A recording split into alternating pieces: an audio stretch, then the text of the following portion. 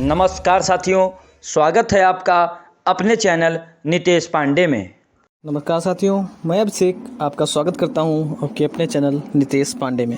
साथियों, जैसा कि आपको अवगत है कि जंगे यूपी टेट एंड सीटेट में आपको एक बेहतर तैयारी करवाई जा रही है। उसी कड़ी में मैं आपको गणित विषय पढ़ा रहा हूं। गणित विषय में अभी तक आपने 11 कक्षाएँ देखी हुई हैं। आज की इस वीडियो लेक्चर में मैं आपको प्रैक्टिस सेट के माध्यम से आपको आगे के सेशंस करवाऊंगा। जितने भी आगे के सेशन होंगे अब आपके प्रैक्टिस सेट चलेंगे, क्योंकि आपका समय बहुत कम है। तो आप प्रैक्टिस सेट के माध्यम से अपनी तैयारी कीजिए और एक अपनी बेहतर तैयारी कीजिए। तो आपको अगर वीडियो अच्छी लगी तो आप वीडियो को लाइक कीजिए, अपने अन्य साथियों के साथ शेयर कीजिए और ऐसे ही हमारे चैनल को सपोर्ट करते रहिए, हमारे चैनल को सब्सक्राइब कीजिए। तो आज का सेशन बहुत इंपॉर्टेंट होने वाला है, तो आप अंत तक जरूर देखिएगा। तो चलिए स्टार्ट करते हैं आज का अपना सेशन।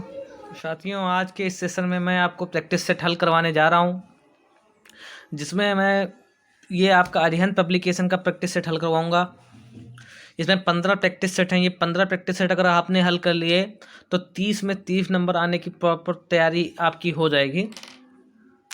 तो आशा करता हूँ आपको ये सारा वीडियो पूरा अंत तक देखेंगे। ऐसे मैं प्रत्येक वीडियो में एक प्रैक्टिस सेट हल करवाऊँगा। आज से यह सीरीज चालू हो रही है, तो आप पूरे जितनी भी ये सीरीज चलाई जाएगी प्रैक्टिस सेट्स की, मैथ्स की, तो आप पूरी देखिएगा। ये 15 प्रैक्टिस सेट आपके हल करवाए जाएंगे। आज ये पहला प्रैक्टिस सेट हल करवाने जा रहे हैं। आज आप आगे आने वाली सारी वीडियोज में आप सारे प्रैक्टिस सेट हल कर लेंगे, ऐसा मेरी शुभकामना है। तो चलिए स्टार्ट करते हैं आज का सेशन, जिसमें मैं आपको प्रैक्टिस सेट हल करवाऊँगा। क्योंकि आपके बस दिन बहुत कम बचे हैं आपके तैयारी के लिए, तो आपका जितने ज़्यादा हो सकते हैं आप प्रैक्टिस सेट कर लीजिए। जो पेपर आए हैं पिछले वर्षों में वो सॉल्व कर लीजिए, तो आपका एक बेहतर तैयारी हो जाएगी। पेपर में आपको पता चल जाएगा कि कैसे प्रश्न आते हैं, उस हिसाब से आप अपनी तैयारी कर सकते हैं। तो चलिए स्टार्ट करते हैं आज का अपना सेशन, जिसका जंगे यूपी टेट एंड सीटेट में प्रैक्टिस सेट हल करवाते हैं आपको। तो उसमें पहला क्वेश्चन कुछ इस प्रकार है, ये देख लीजिए आप। इसमें यूपी टेट का जनवरी का पेपर है, कक्षा 1 से पेपर के लिए। अब ये इसमें पहला क्वेश्चन कुछ इस प्रकार है, देख लीजिए। कह रहा है a plus B by C equal to B plus C by A equal to C plus A by B बराबर के बराबर है, तो के का मान ज्ञात कीजिए। तो हम इसको अपनी कॉपी पे लिख लेते हैं। ये आपका क्वेश्चन है। इसको आपको ये के बराबर में ए वैल्यू दे रखी है, आपको पूछ रहा है के का मान बताइए। तो कैसे निकालेंगे? हम सबसे पहले से सबको बराबर कर लेते हैं। A plus B by C equal to के बराबर होगा, ठीक। तो यहाँ से हम ए प्लस बी की वैल्यू निकाल लेंगे। ए प्लस बी के क्या वैल्यू आ जाएगी? के सी वैल्यू आ जाएगी। इसको समीकरण 1 मान लेंगे। अब इसको इस के इक्वल करेंगे, क्योंकि सब लोग इक्वल हैं, सभी पार्ट के बराबर हैं, तो हम सबको कर सकते हैं ना। बी प्लस सी बाई ए है, इसको के बराबर है, तो हम इस पर बी प्लस सी की वैल्यू निकाल लेंगे। क्या आ गया? बी कैंची गुणा करेंगे के की ए से, तो के ए हो जाएगा। ये समीकरण 2 हो जाएगा। ऐसे ही इसको निकाल लेंगे, C plus A by B equal to के। तो अब इनकी गुणा करेंगे तो सी प्लस ए की वैल्यू क्या आ जाएगी? के बी, ठीक। ये समीकरण 3 हो गया। अब इन तीनों को जोड़ देंगे। क्यों कर रहे हैं? क्योंकि इससे हमको पता चल जाएगा समीकरण 1 प्लस 2 प्लस 3, तीनों को जोड़ेंगे। एक क्या है? A plus B. Left hand side वाले को एक साइड जोड़ेंगे और राइट हैंड साइड वाले को एक साथ जोड़ेंगे। ए प्लस बी प्लस उसके बाद क्या है? बी प्लस सी, उसके बाद क्या है? सी प्लस ए। ये क्या है? के ए। ये सबसे पहले के सी है, फिर के ए है, फिर के बी है, ठीक। जोड़ा। अब देखते हैं यहाँ पे ए कितनी बार है? एक ए 2 ए, ऐसे 2 बी, ऐसे 2 सी। यहाँ से के कॉमन लेंगे तो यहाँ पर बचेगा सी प्लस ए प्लस बी। इसमें से 2 कॉमन ले लीजिए। 2 कॉमन लेंगे तो ए प्लस बी प्लस सी। के है, ये ए प्लस बी प्लस सी ही लिखा है, तो इसको ऐसे भी लिख सकते हैं। ये कट गया, के की वैल्यू आ गई 2। बस यही हमसे पूछ रहा था क्वेश्चन में। ये देख लीजिए, के की वैल्यू पूछ रहा है कि के की वैल्यू क्या है, तो के का मान कितना हो जाएगा 2। ठीक, अब देखिए दूसरा क्वेश्चन देखिए, निम्नलिखित में से कोई 3 मापों को लेकर कुल कितने त्रिभुज बनाए जा सकते हैं। भुजा की माप 1.2 सेंटीमीटर, 4.2 सेंटीमीटर, 5.9 सेंटीमीटर और 8.1 सेंटीमीटर है। ठीक, कोई 3 मापों को लेकर कितने त्रिभुज बनाए जा सकते हैं। अब देखिए हम जानते हैं त्रिभुज में क्या होता है, दो भुजाओं का योग। पहले देख लीजिए भुजाओं की माप क्या दे रखी है। दूसरा क्वेश्चन है कुछ इस प्रकार, भुजाओं की माप दे रखी है 1.2 सेंटीमीटर, 1.2 सेंटीमीटर दे रखी है। दूसरी दे रखी है 4.2 सेंटीमीटर और तीसरी दे रखी है 5.9 सेंटीमीटर और चौथी दे रखी है 8.1 सेंटीमीटर। अब हम त्रिभुज में एक विशेषता जानते हैं, ये कोई त्रिभुज है जैसे, उसमें किन्हीं भी दो भुजाओं का योग सदैव तीसरी से बड़ा होगा। ठीक, किन्हीं भी दो भुजाओं का योग तीसरी से हमेशा बड़ा होगा, ये आप ध्यान रख लीजिए, अपनी कॉपी में नोट कर लीजिए। अब देखिए 1.2 सेंटीमीटर है, अब इन दो भुजाओं को अगर हम जोड़ें, 2 2 4, 4 1 5, 5.4 आ गया और तीसरी भुजा ये ले लिया, तो ये त्रिभुज संभव नहीं होगा। ठीक, अगर हम कोई भी दो भुजाओं को जोड़ें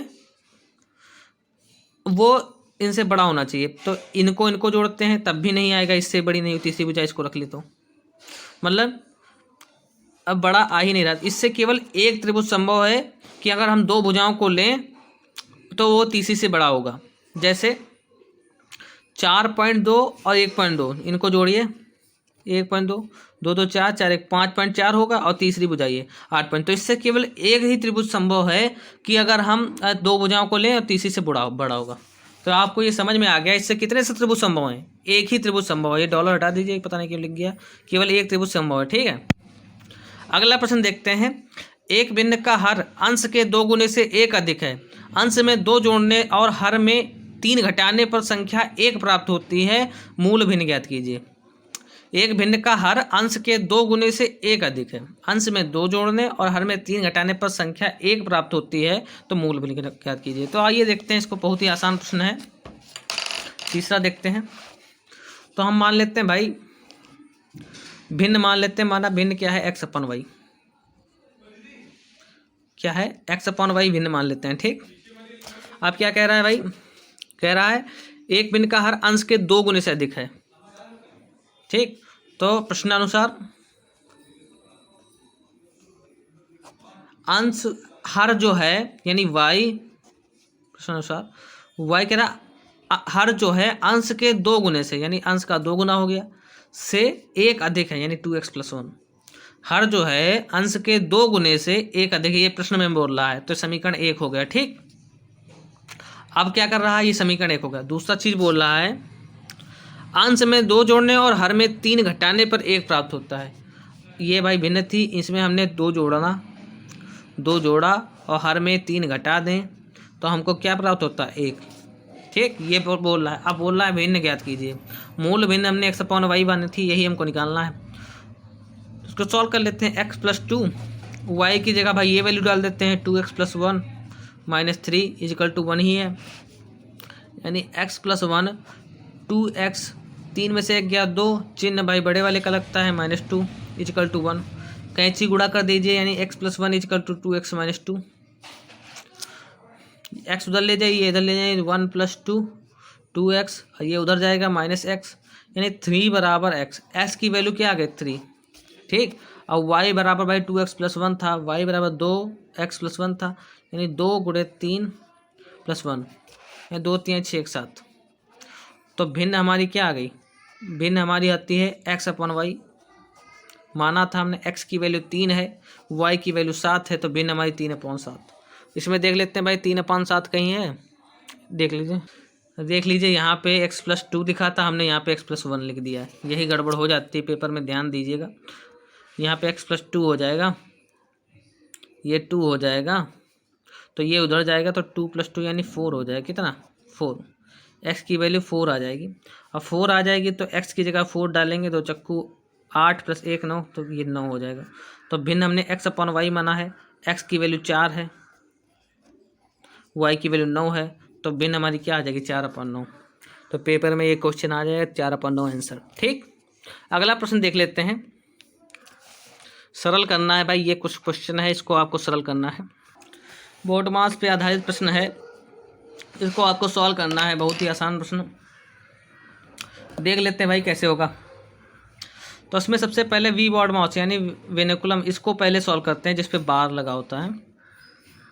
तो इसको लिख लेते हैं ऐसे -9 -8 प्लस 24 भाग 13 में से 7 गया, कितना बचा?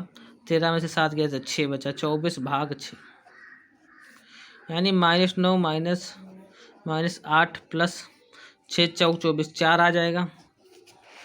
यानी -9 -8 में से 4 गया 4 आएगा, चिन्ह माइनस का ही लगेगा। ठीक, तो -9 माइनस प्लस 4, 9 में से 4 गया 5 बचा, चिन्ह माइनस का लगेगा -5। इसका आंसर कितना आ गया? -5। तो इसमें हम सेकेंड नंबर टॉपिक पे टिक कर देंगे ऑप्शन पे। चलते हैं अगले प्रश्न पे। अगला प्रश्न कुछ इस प्रकार है, यदि मासा इतना है, दो कोई संख्या है a और 8, उसका मासा 4 है, लासा इतना है 24, तो a का मान बताइए। बहुत ही आसान प्रश्न। तो कोई दो संख्या थी a और 8, उसमें मासा 4 दे रखा है, 4 लौसा 4 24 दे रखा है। तो आपको बहुत आसानी से पता है ये कैसे निकलता है भाई, ये तो आपको पता है ना। तो कैसे निकलता है? पहली संख्या, ये तो आपका पहली संख्या गुणे दूसरी संख्या बराबर लासा गुणे मासा होता है। ए का मान पूछ रहा है कितना? पहली संख्या ए है, दूसरी हमारी है 8, लासा है 4, ए 24, 8 एकम 8, 8 तिक 24, यानी ए की वैल्यू आ गई 12 आंसर। तो इसमें 12 पे आप टिक लगा देंगे। अगला देख लेते हैं क्वेश्चन। किसी आयताकार खेत का विकर्ण 17 मीटर है तथा परिमाप 46 मीटर है, तो खेत का क्षेत्रफल होगा। बहुत ही इंपॉर्टेंट प्रश्न, आप देख लीजिए। अगला क्वेश्चन है 96 नंबर का। एक कोई आयताकार मैदान है, ऐसा है मैदान, ठीक। इसमें कह रहा है भाई विकर्ण की लंबाई कितनी है? विकर्ण की लंबाई 17 मीटर है, यानी ये जो विकर्ण होता है इसका नामकरण संस्कार कर देते हैं ABCD। इसकी लंबाई भाई 17 मीटर है, ठीक। और इसका AB + BC + CD + DA, ये हमको पता है कितना है, ये हमको पता है। ये इसकी सामने ये वाली भुजा L होती है लंबाई, और ये वाली B होती है, ये दोनों बराबर होती हैं, ठीक। ये इसकी लंबाई होती है L और ये चौड़ाई होती है। इसका परिमाप कितना दे रखा है? 46 मीटर दे रखा है, ठीक। अब देखिए कैसे सॉल्व करते हैं इसको। यानी परिमाप दे रखा है, अब आयत का परिमाप आप जानते हैं 2L + B होता है, 2 लंबाई प्लस चौड़ाई, ये कितना 46 सेंटीमीटर दे रखा है। इसको समीकरण 1 मान लो। ये तो आपको दे ही रखा है प्रश्न में कि परिमाप इतना है, तो इसे काट दीजिए ना, तो 23, यानी L + B का मान कितना आ गया? 46 मीटर। ये आपको पता है, समीकरण 1 मान लीजिए। अब आपको दूसरी चीज़ बोल रहा है कि इसका विकर्ण 17 मीटर दे रखा है। अब आपको निकालना क्या है इसमें? खेत का क्षेत्रफल, यानी LB की वैल्यू निकाला। लंबाई गुणे चौड़ाई होता है, खेत का क्षेत्रफल पूछ रहा है। क्या पूछ रहा है? क्या आ गया 96? ये खेत का क्षेत्रफल पूछ रहा है। तो इसको आप, यानी खेत का आयत का क्षेत्रफल क्या होता है? लंबाई गुणे चौड़ाई, यानी L × B पूछ रहा है हमसे। L + B का हमको मान पता है, LB का मान नहीं पता है, तो हम कैसे निकालेंगे? तो देखिए इसमें विकर्ण की बात हमको केवल एक विकर्ण दे रखा है, और ये हमारा देख लीजिए समकोण त्रिभुज है। तो हमको पता चल गया, केवल इस वाले त्रिभुज में देखें ABCD में, DBC में त्रिभुज DBC में, या DCB कर लें, समकोण त्रिभुज है ना, DCB में जो ये होता है कर्ण का स्क्वायर क्या होता है? लंब का स्क्वायर प्लस आधार का स्क्वायर, ठीक। यानी L² + B² क्या हो जाएगा? 17 का स्क्वायर। ये होगा क्योंकि लंब का स्क्वायर प्लस आधार का स्क्वायर एक कर्ण के स्क्वायर के बराबर होता है। ये आप जानते हैं पाइथागोरस थ्योरम में से। इसको निकालते हैं तो क्या आ जाएगा? L square plus B square क्या आ जाएगा, 17 का स्क्वायर क्या होता है, ये आपको पता होगा 289 होता है। कितना होता है 289। इसको समीकरण 2 मान लीजिए। अब समीकरण 1 से एल प्लस बी का मान कितना आ गया था 23। कितना, जब काटेंगे तो 23 आ गया। एल प्लस बी की वैल्यू कितनी है 23। अब इन दोनों का स्क्वायर कर दें दोनों साइड में, तो क्या हो जाएगा L square plus B square plus 2LB हो जाएगा। ये 23 का स्क्वायर क्या आता है 576 होता है। ठीक, L square plus B square की वैल्यू हम ये डाल देंगे 289, यानी 289 प्लस 2LB कितना हो जाएगा 576। 2LB की वैल्यू क्या आ जाएगी बेटा 576 माइनस ये उधर जाएगा तो माइनस का हो जाएगा 289। ठीक, यानी 2LB की वैल्यू आ जाएगी, ये घटाइए 16 में से 9, 576 में से 289 घटा लीजिए। 576 में से 289 घटा, 16 में से 9 गया 9 7 16, यहाँ पर 16 में से 8 गया 8, ये क्या बचा 23 का स्क्वायर 500 कितना होता है 529 होता है, दिमाग से उतर गया सॉरी, 529 होता है।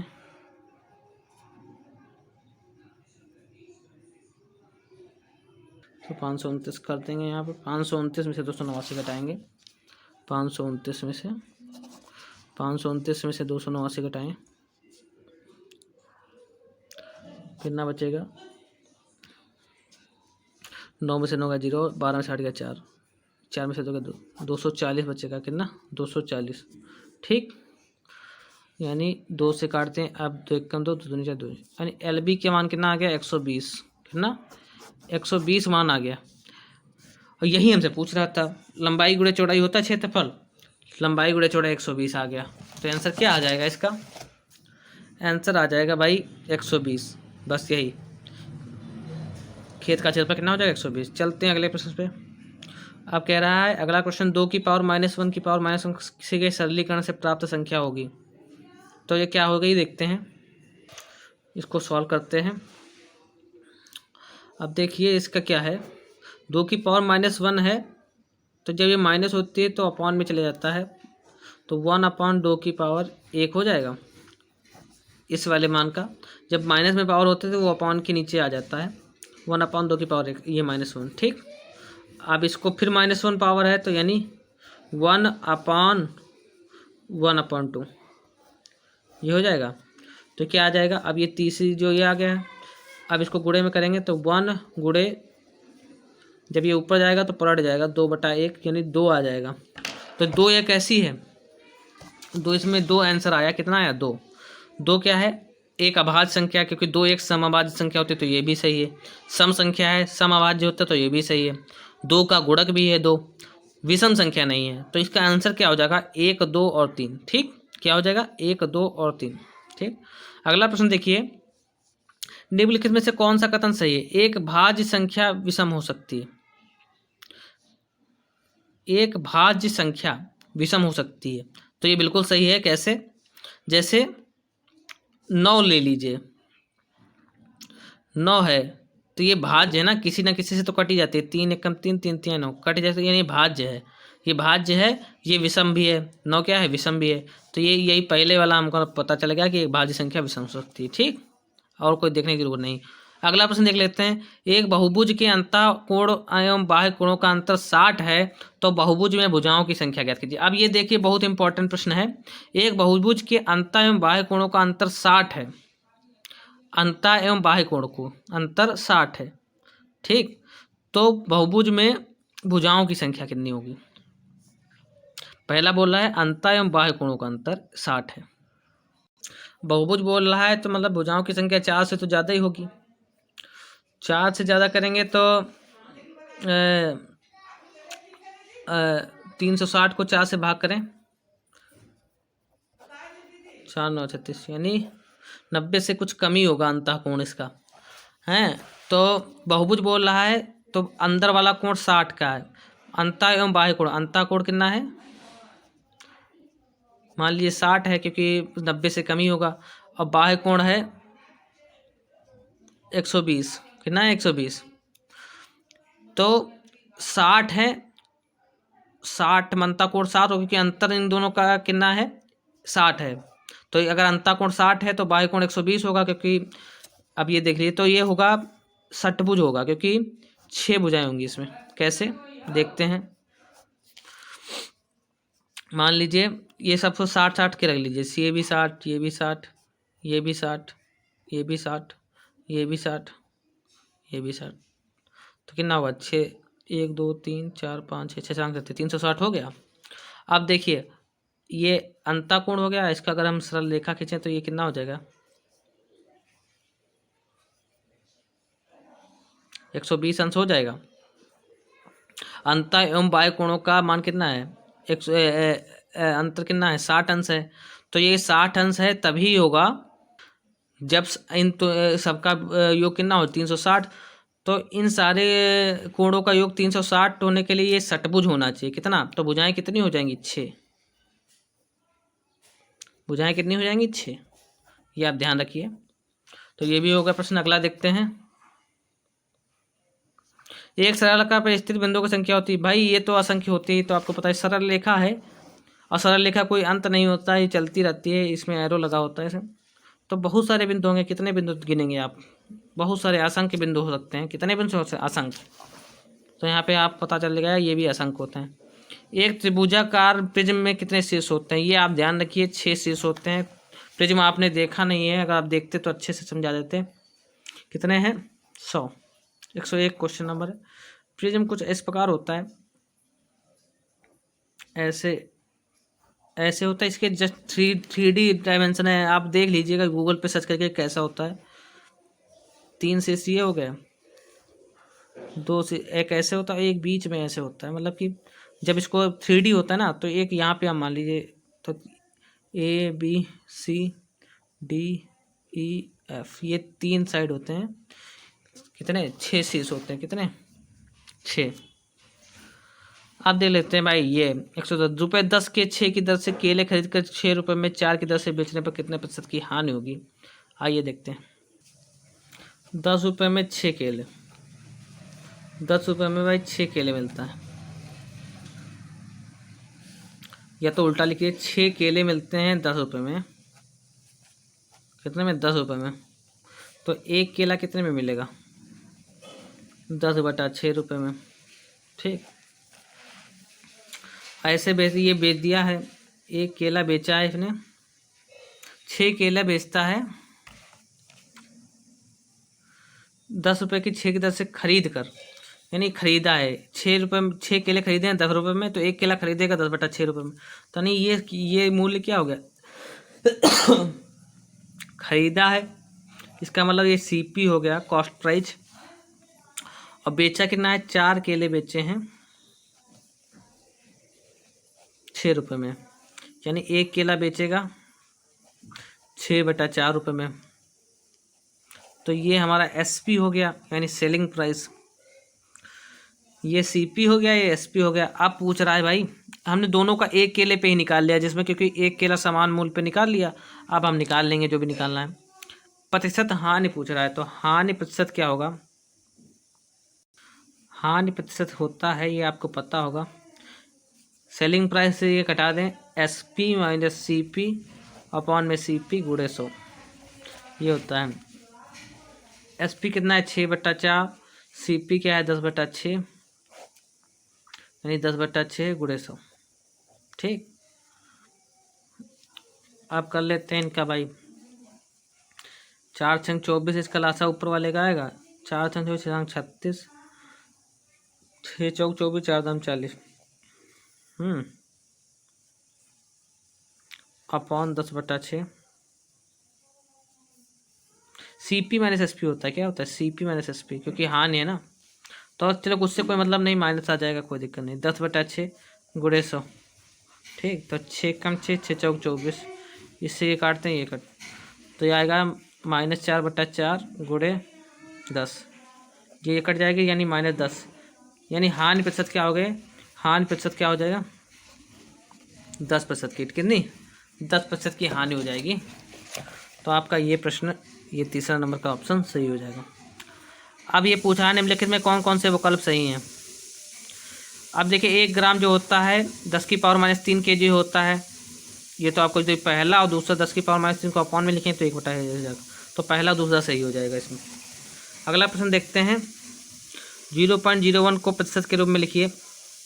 बहुत ही इंपॉर्टेंट प्रश्न। 0.01 के प्रतिशत के रूप में कैसे लिख रहे हैं? 104 वाला लिखें क्वेश्चन।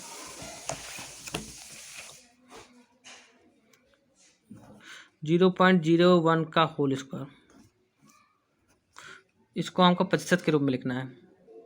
ठीक, तो इसको हम पहले लिख लेते हैं। 0.01 का स्क्वायर है तो नहीं 0.01, इसको गुणा करेंगे तो कितना आ जाएगा? 1 1 1 और 3 0, 1 2 3 0 बस दशमलव गुणा कर लेते हैं। अगर आपको संशय है कोई तो 0.01 फिर 0.01 गुणा करते हैं। 1 1 1 0 0 0 फिर 0 0 0 फिर 0 0 0। ठीक, तो 1 0 0 0 दशमलव कितने बार लगेगा? 1 2 3 4 अंकों बाद, 1 2 3 4, यानी दशमलव यहाँ पे लगेगा। तो इसकी वैल्यू कितनी आ जाएगी? 0.0001, 3 0 लगेंगे। ठीक, अब देखिए ये होता क्या है? ये होता है जब दशमलव हटाएंगे तो 1/1 2 3 4, 4 0 लगेंगे एक के बाद, 1/1000 आएगा। अब प्रतिशत रूप में लिखने के लिए प्रतिशत रूप में क्या हो जाएगा? 1/1 10,000 हैं, 1 2 3 4 गुणे 100, ये कर देंगे तो क्या आ जाएगा? 1/100 प्रतिशत या 0.01 प्रतिशत। तो ये भी सही है और ये भी सही है, तो आंसर क्या आ जाएगा? 0.01%, 1/100%। तो पहला और चौथा सही हो जाएगा। चलते हैं अगले प्रश्न पे। यदि दो संख्याओं का अंतर तथा गुणनफल 5/36 तो उनके व्युत्क्रमों का अंतर है। बहुत ही इंपॉर्टेंट प्रश्न कह रहा है। ये दो संख्याओं का अंतर तथा गुणनफल क्रमशः 5/36 हो, यानी अंतर जो है, अंतर क्या है? यानी x माइनस वाई हमको दे रखा है 5 और एक्स वाई क्या दे रखा है? 36। आप कह रहे हैं उनके व्युत्क्रमों का अंतर, यानी 1/x माइनस 1/y पूछ रहा है क्या होता है। तो हम कैसे करेंगे? हमने इसमें जो बड़ी संख्या माना है, ये बड़ी संख्या ये होगी x, तभी तो x से y छोटा है और ये छोटी संख्या मानी है। ठीक, तो जो इनके व्युत्क्रम होंगे, व्युत्क्रम का अंतर, तो इनका व्युत्क्रम जो निकलेगा 1/y माइनस 1/x निकलेगा। कैसे? क्योंकि जब बड़ी संख्या ये है तो जब हम इसको अपॉन में करेंगे तो ये छोटी हो संख्या हो जाएगी, और जब जो छोटी संख्या होगी उसको अपॉन में करेंगे तो वो बड़ी संख्या हो जाएगी। जैसे आप देखिए 2 लिख लीजिए और एक 3 संख्या है, अगर अपॉन में करेंगे तो 1/2, इसको अपॉन में करेंगे तो 1/3। तो ये 1/3 जो है ये छोटी हो जाएगी 1/2 से, क्योंकि एक को 3 हिस्से में बांटेंगे, इधर एक को 2 ही हिस्सों में बांट रहे हैं। तो इससे आप समझ जाइए जो बड़ी संख्या होती है उसको अगर हम अपॉन में करते हैं, उसका व्युत्क्रम करते हैं तो वह छोटी संख्या हो जाती है, और जो छोटी संख्या होती है उसका व्युत्क्रम करते हैं वो बड़ी संख्या होती है। तो हमको व्युत्क्रमों का अंतर पूछ रहा है, तो हम इसमें निकालेंगे आप 1/y माइनस 1/x निकालेंगे। ठीक है, अब भाई देख लेते हैं 1/y माइनस 1/x कैसे निकलेगा। 1/y माइनस 1/x ये हमको निकालना है। इन दोनों का लासा लेते हैं, X Y, Y minus Y cut गया, यानी x माइनस वाई, ये आएगा। x माइनस वाई की वैल्यू 5 है, एक्स वाई की वैल्यू 36 है। व्युत्क्रमों का अंतर क्या हो जाएगा? 5/36। ठीक, तो ये आपका आंसर हो गया। इसका आंसर क्या है? कहाँ गया प्रश्न? ये इसका आंसर हो जाए 5/36। ठीक, क्वेश्चन कुछ इस प्रकार है। एक आयत की लंबाई में 60% की वृद्धि करने पर उसकी चौड़ाई में कितने प्रतिशत की कमी करनी होगी जिससे आयत का क्षेत्रफल ना बदले। तो आइए देखते हैं इसको कैसे सॉल्व करेंगे। तो आप जानते हैं भाई कि आयत ऐसे होता है, इसकी लंबाई L होती है, इसकी चौड़ाई B होती है। तो इसकी क्षेत्रफल जो दे रखा है, लंबाई गुणे चौड़ाई कितना दे रखा है? क्षेत्रफल क्या होता है?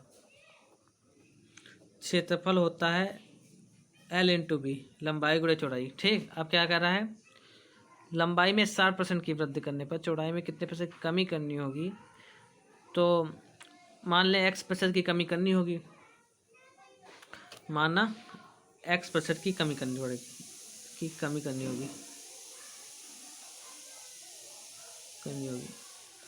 तो यानी क्षेत्रफल क्या हो जाएगा? आप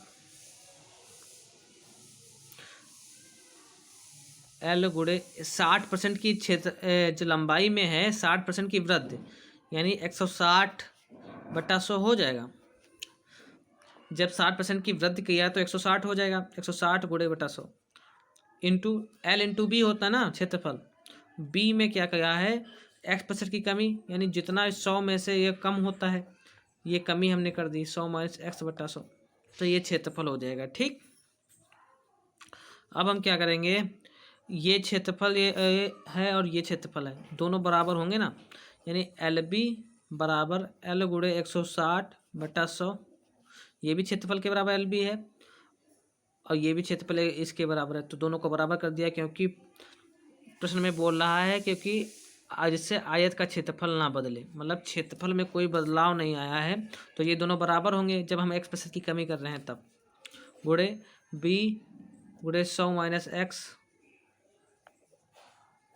अपॉन में 100 ये है, तो L से L कट गया, B से B कट गया, आ क्या गया, ये 100 गुणे 100 उधर जाएगा, 100 गुणे 100 इधर एक आएगा तो गुणा होगी कैची, अपॉन में 160 इजकल टू क्या होगा 100 - x। ठीक, इसको आप सॉल्व कर लीजिए तो कितना आ जाएगा, 0 से 0 काटिए, यानी 1000/16 इजकल टू 100 - x। x को इधर भेज दीजिए, x बराबर क्या होगा 100 - 1000/16। x ही निकालना है ना हमको, 16 कॉमन ले लें, 1600 - 1000, यानी x बराबर क्या होगा 600/16। इसको सॉल्व करेंगे तो आ जाएगा 37.5%।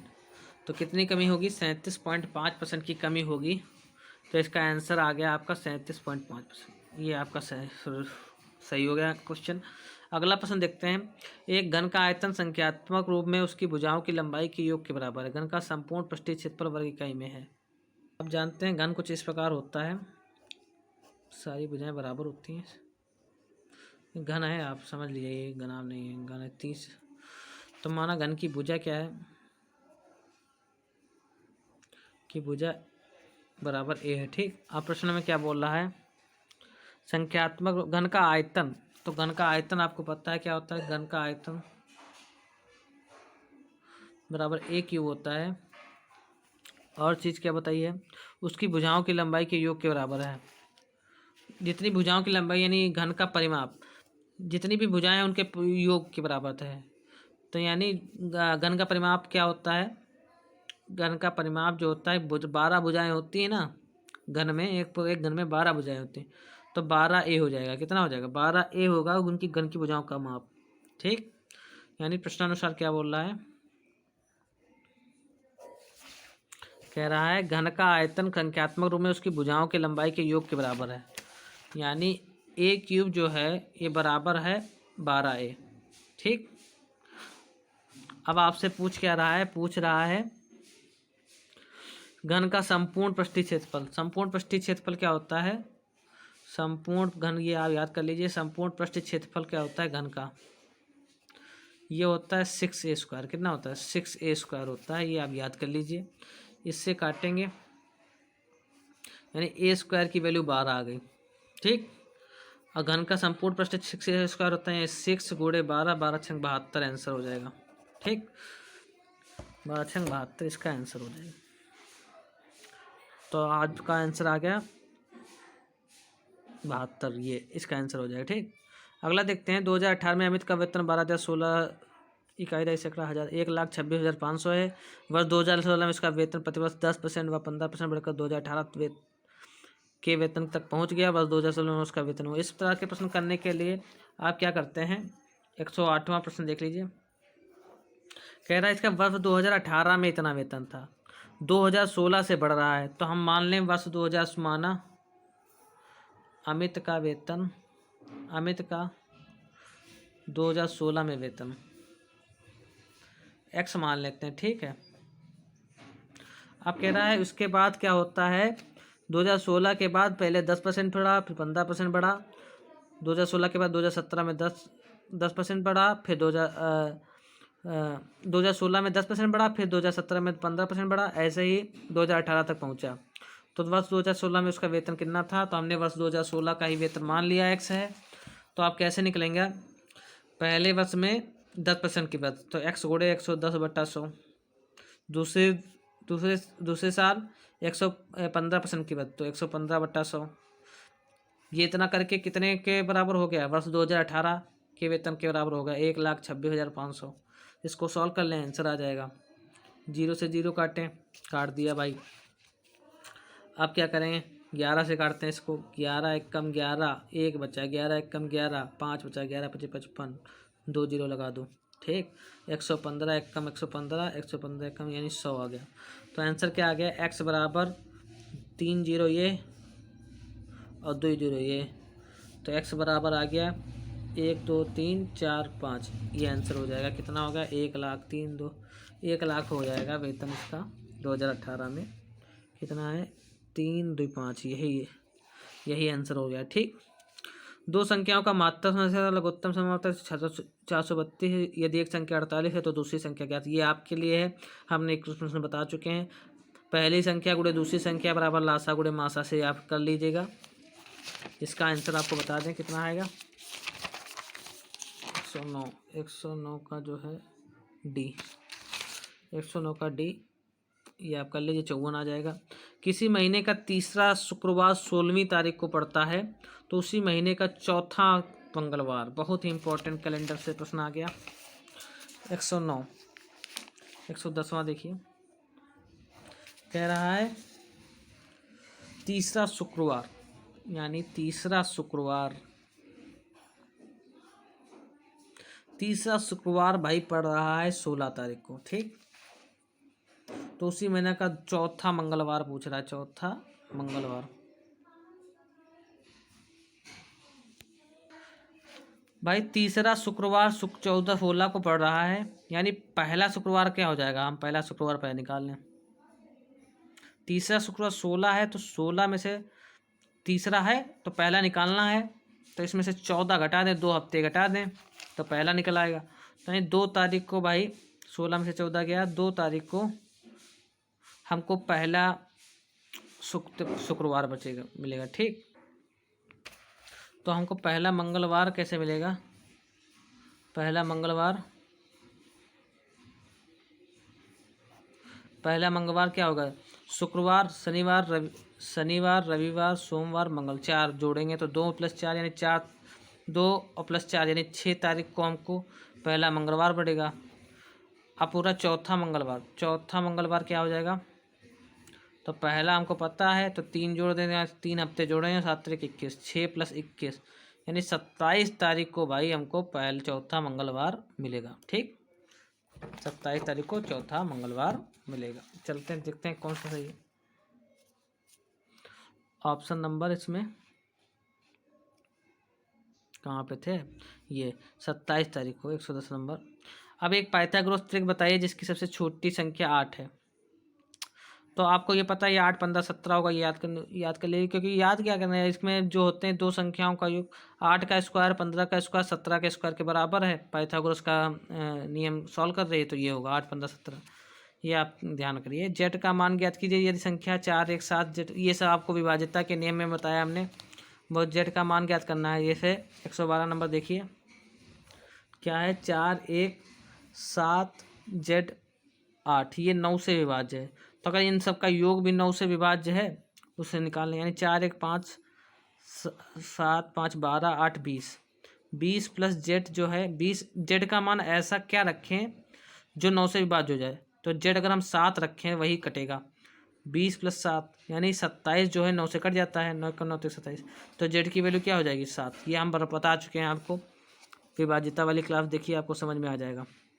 तो जेड की वैल्यू क्या आ जाएगी 7, तो ये भी हो गया।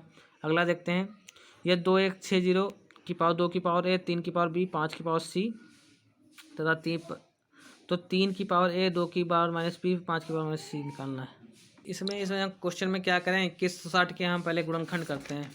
तो 2160 के हमने गुणनखंड करना स्टार्ट कर दिया। 2 1 2 2 0 2 8 16 0, फिर 2 से काटे तो 5 2 चक्को 8 0, फिर 2 से काटें 2 0 2 7 14 0, फिर 2 से काटें 2 1 2 2 8 16, 2 1 2 2 3 6 तो 5 10, ठीक। 5 3 8, फिर 3 से काटते हैं, 3 चौको 12, 1 बचा, 3 5 15, फिर 3 से काटे 15 3 45, फिर 3 से काटे 3 5 15, फिर 5 की पावर 1। तो 2 कितने बार आ गया भाई? 2 आ गया 4, यानी 2160 क्या आ जाएगा? ये भाई था 2 की पावर a गुणे 3 की पावर b गुणे 5 की पावर c। तो ये है कितने का? 2 कितनी बार? 1 2 3 4, 2 की पावर 4, फिर 3 की पावर b, यानी 3 कितनी बार है? 3 बार, 3 की पावर 3, 5 की पावर c, यानी 5 कितनी बार? 1। यानी a हमको पता चल गया 4 है, b हमको पता चल गया 3 है, c हमको पता चल गया 1 है।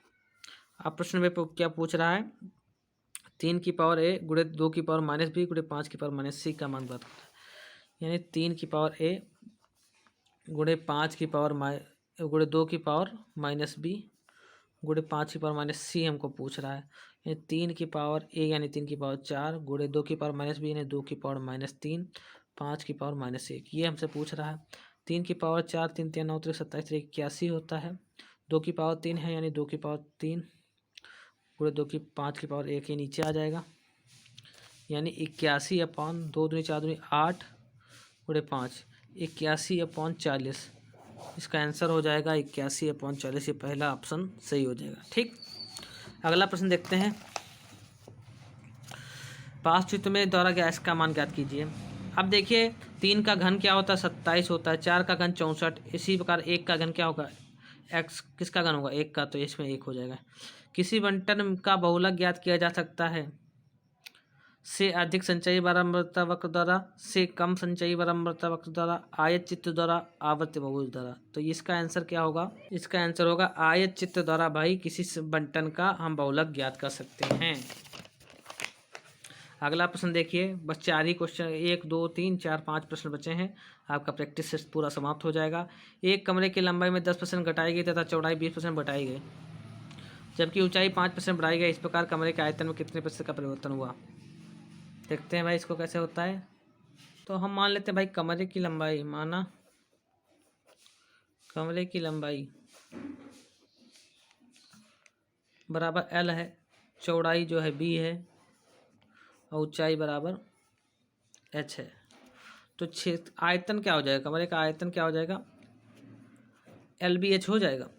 अब कह रहा है भाई कमरे की लंबाई में 10% की कमी और चौड़ाई में 20% की कमी और ऊंचाई में 5% की वृद्धि हो, तो नया आयतन में प्रतिशत कमी बताना है, कितना होगा? तो भाई जब हम वृद्धि कर लेते हैं तो कमरे का नया आयतन क्या हो जाएगा? नया आयतन ये क्या हो जाएगा भाई? लंबाई में 20% की, लंबाई में जो है 10% की कमी, तो L गुणे 90/100 हो जाएगा। और गुणे ये क्या है? चौड़ाई में 20% की कमी है, यानी B गुणे 80/100। और ऊंचाई में भाई 5% की वृद्धि है, तो H गुणे 105/100 ये हो जाएगा। अब इनको सबकी गुणा कर लेंगे। कह रहा है कमरे के आयतन में प्रतिशत कमी बताइए कितनी होगी, ठीक। तो इनको सब सॉल्व करेंगे तो कितना आएगा? कर लेते हैं भाई सॉल्व।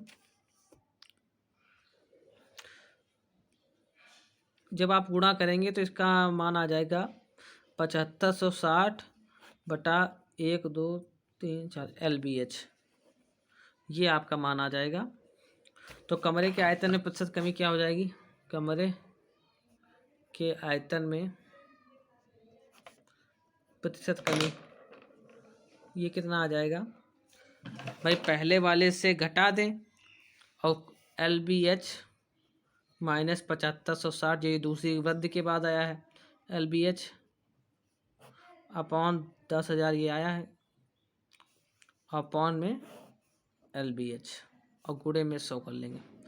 भाई पहले वाला क्या था? LBH, उसके बाद से ये घटाया, अपॉन में प्रारंभिक अंतिम मान माइनस प्रारंभिक मान, अपॉन में प्रारंभिक मान गुणे 100, ये हमने आपको बताया है परसेंटेज वाली क्लास में। तो LBH अब गुणा करेंगे तो एक दफ इसकी उससे गुणा करेंगे तो कितना आ जाएगा? अब जब हमने कॉमन हटाया, LBH कट गया, गुणे 100 किया, ये स्टॉप हो गई थी वीडियो। LBH कट गया, 0 अब यहाँ पे लासा लिया इसका तो 10,000 आया। 10,000 माइनस 7560 सॉल्व कर लेंगे। 0 0 उड़ गया तो 24.40 बटा 100 आया। जब 0 0 हटाएंगे तो यहाँ पे 10 लग जाएगा। तो इसका मतलब आंसर कितना आ गया 24.4% आंसर। ठीक, यानी 24.4% की प्रतिशत कमी करनी पड़ेगी। अगला प्रश्न देखते हैं भाई क्या है।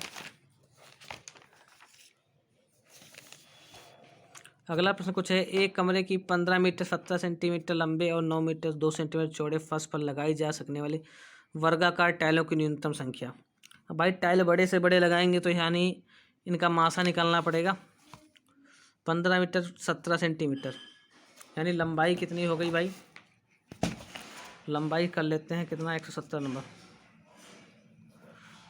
लंबाई कितना हो जाएगा 15 मीटर 17 सेंटीमीटर यानी 1 मीटर में 100 सेंटीमीटर यानी 1500 प्लस 17 यानी 1517 मीटर इसकी लंबाई हो गई। चौड़ाई क्या हो गया, चौड़ाई क्या है 9 मीटर 2 सेंटीमीटर, 9 मीटर 2 सेंटीमीटर यानी 902 सेंटीमीटर आ गई इसकी चौड़ाई। ठीक, अब इनका जो है लगाई जा सकने वर्गाकार टाइलों की न्यूनतम संख्या निकालनी है। तो हम कैसे निकालेंगे, इन दोनों का पहले 902, इनका 902 लंबाई और चौड़ाई का हम पहले मासा निकालेंगे। तो इसमें बड़ी की बड़ी पहले देखेंगे कितने बड़ी से बड़ी हम संख्या का टाइल, हम बड़ी से बड़ी लंबाई का हम टाइल बना सकते हैं वर्गाकार। तो इन दोनों का पहले हम मासा निकालते हैं 902 और 1517 का। एक कम लगेगा 902, 7 में से 2 का 5, 1 में से 0 का 1, 15 में से 9 का 7, 715 आया। 7 में से 2 का 5, 1 में से 0 गया 1, 15 में से 9 का 6, 615 आएगा। 902 एक बार जाएगा 602 लगाएंगे, 615 लगाएंगे। 12 में से 5 गया 7, यहाँ पे 9 में से गया 8, कितना आया 8, यहाँ पे 8 में 6 गया 2, 287 है। अब इसको 615 से फिर भाग दें, 2 3 6 यानी 2 बार जाएगा। 2 7 14, 2 8 16 17, 2 4 1 5, 574। 5 में 4 गया 1, यहाँ कितना बचा 11 में 7 गया 4, ये कट गया 41, 287 काटें 7 बार जाएगा। 7 एकम 7 7 28।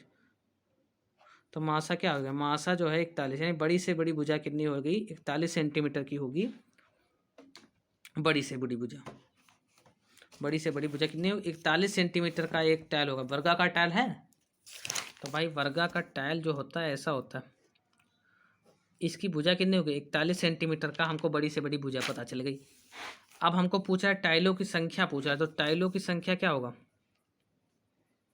टाइलों की संख्या, टाइलों की संख्या पहले भाई कुल क्षेत्रफल कितना, क्षेत्रफल बटा कुल क्षेत्रफल बटा भुजा स्क्वायर। कितने मतलब कि एक टाइल का क्षेत्रफल, एक टाइल का क्षेत्रफल क्या होगा 41 गुणे 41, भुजा स्क्वायर होता है ना, कितना होता है 41 गुणे 41, ये आएगा एक टाइल का क्षेत्रफल।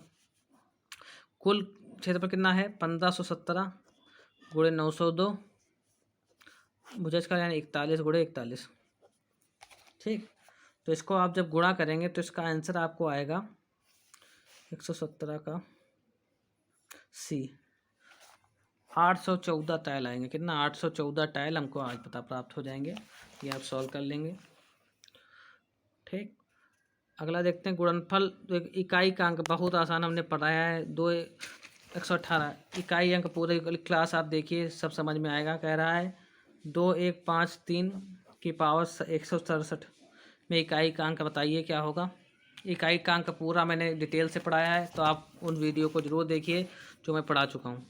तो इनसे हमको मतलब नहीं होता 3, और इधर इससे हमको कोई मतलब ना 67, 3 की पावर 67, 67 को 4 से डिवाइड करेंगे, 3 दूनी 6 कट गया, 7 उतारेंगे 3 1 3 दूनी 6, 4 से डिवाइड करेंगे। 67 को 4 से डिवाइड करते हैं, 4 एकम 4 2 67 है 67, 4 4 4 छंग 24, 4 छंग 24, शेष कितना बचा 3, यानी 3 की पावर जो शेष बचता है वो आता है। 3 की पावर 3 कितना होता है 27, इसका ये इकाई का अंक होगा, यानी इकाई का अंक क्या हो जाएगा 7। 7 इकाई का अंक होगा। ये मैं पढ़ा चुका हूँ तो मैं बताऊँगा नहीं डिटेल में, तो आपको बता ही दिया है। यदि 1-2 क्वेश्चन और बचे हैं। यदि एक भिन्न के अंश को 20% और उसके हर को 25% बढ़ा दिया जाए तो भिन्न 3/5 हो जाता है मूल भिन्न। अरे बहुत आसान क्वेश्चन। 119 देख लीजिए। मान लो x/y है भिन्न। पहला कह रहा अंश को 20%, यानी अंश को जो है 20% बढ़ाया गया, तो x प्लस एक्स गुणे 20/100 ये अंश हो गया। 20 से कम 20 यानी क्या हो जाएगा x प्लस x/5 ये अंश हो गया। डायरेक्ट रफ की तरह सॉल्व कीजिए, कोई दिक्कत नहीं। 5x यानी 6x/5 इसका अंश हो गया, और हर को क्या कह रहा है 25% बढ़ा दिया गया, यानी y प्लस y गुणे 25/100। 25 कम 25 25 चौको 4y प्लस वाई, यानी क्या हो गया ये हो जाएगा y plus y/4। 4y plus Y यानी 5y/5 ये हर हो गया। तो कह रहा है तो भिन्न 3/5 हो जाती है। भिन्न क्या हो जाती है 5/5 ओ वाई 3/5 हो जाता है। तो मूल भिन्न बताना है हमको कितनी होगी, यानी हमारी x/y मूल भिन्न थी, यानी 6x/5 बटा 5y/4 ये कितनी हो जाती है 3/5। कितना 3/5 हो जाता है जब बढ़ा दिया जाए, 3/5 हो जाता है। ठीक, तो इससे हम निकाल लेते हैं x/y की वैल्यू। 6x/5 इसको पलटेंगे तो 4/5y हो जाएगा, हैं तो बराबर 3/5। इस वाले 5 से ये वाला 5 कट जाएगा। ठीक, तो हम x/y यहाँ पर रखें, खाली x/y केवल यहाँ पर रखें, बाकी सबको उधर भेज दें। 5 उधर भेजा तो 5 3 15 हो गया, और उधर क्या हो 6 चौक 24, 15/24। अब 3 से काट दें, 3 5 15, 3/24। तो x/y की वैल्यू क्या आ गई 5/8। क्या आ गई 5/8। तो इसका आंसर हो जाएगा 5/8 मूल भिन्न हो जाएगी 119 का बी, यानी 5/8। 8 से भाज्य होने वाली संख्या है भाई। 8 से भाज्य होने वाले का हमने नियम बताया है आपको। क्या बताया है 8 मतलब क्या होता है 8 बराबर होता है 4 गुणे 2। आखिरी के 3 अंक जो हैं अगर 8 से डिवाइड हैं तो वो भी आखिरी के 3 अंक अगर 8 से डिवाइड हैं तो वो संख्या 8 से डिवाइड हो जाती है। तो इसमें देखिए 8 आखिरी के 3 अंक क्या 2 4 0, 8 16 8 24 ये 8 से डिवाइड हो जाएगा, तो पहला सही हो जाएगा। ये नहीं होगा क्योंकि आखिरी के 3 अंक नहीं डिवाइड हो रहे हैं। 8 1 8 4 6 48 ये हो जाएगा, यानी पहला तीसरा ये हो गया। 9 7 8 1 8 4 बचा, नहीं ये नहीं होगा। तो पहला और तीसरा किस में है ये, तो इसका आंसर डी हो जाएगा 120 का डी, 120 का डी। ठीक, तो आपका पूरा मैथ का पूरा प्रैक्टिस सेट हो गया है। पूरा एक सेट हमने आज करवा दिया है। तो बताइए कमेंट में कैसी लगी आपको क्लास।